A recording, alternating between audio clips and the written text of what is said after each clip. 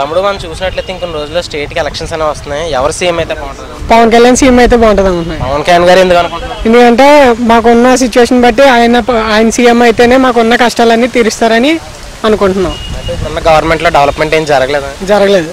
అంటే మనం చూసినట్లయితే నిరుద్యోగ భృతి అని అన్న క్యాంటీన్ పెట్టడం జరుగుతుంది. దానివల్ల ఎటువంటి యూజ్ లేదని. అన్న క్యాంటీన్ అంటే ఒక రోజు ఫుడ్ బాగుంటుంది, ఇంకో రోజు ఫుడ్ బాగోదు. అలా ప్రతిసారి ఫుడ్ బాగుంటుందని గ్యారంటీ ఇస్తారా మీరు? అంటే ఇప్పుడు మనం చంద్రబాబు నాయుడు గవర్నమెంట్ లో స్పెషల్ స్టేటస్ అనేది రాలేదు. అది ఎవరి కారణం అంటారు? అది మాకు తెలియదు. అంటే సెంట్రల్ లో ప్రాబ్లమా లేకపోతే మన స్టేట్ గవర్నమెంట్ ప్రాబ్లమా? సెంట్రల్ లో ప్రాబ్లమ్. ఒకవేళ పవన్ కళ్యాణ్ గారు సీఎం అయితే మీకు ఏ విధమైన డెవలప్మెంట్ చేస్తాం?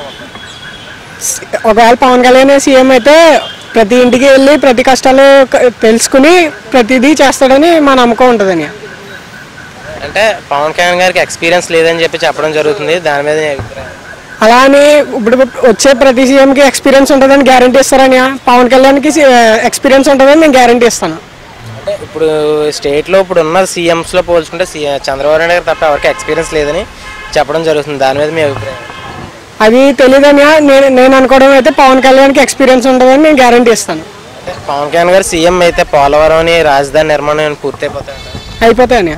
మీకైతే మళ్ళీ పవన్ కళ్యాణ్ సీఎం అయితే బాగుంటుంది అనుకుంటున్నాను. If you like the video, please like us and subscribe Tollywood Nagar.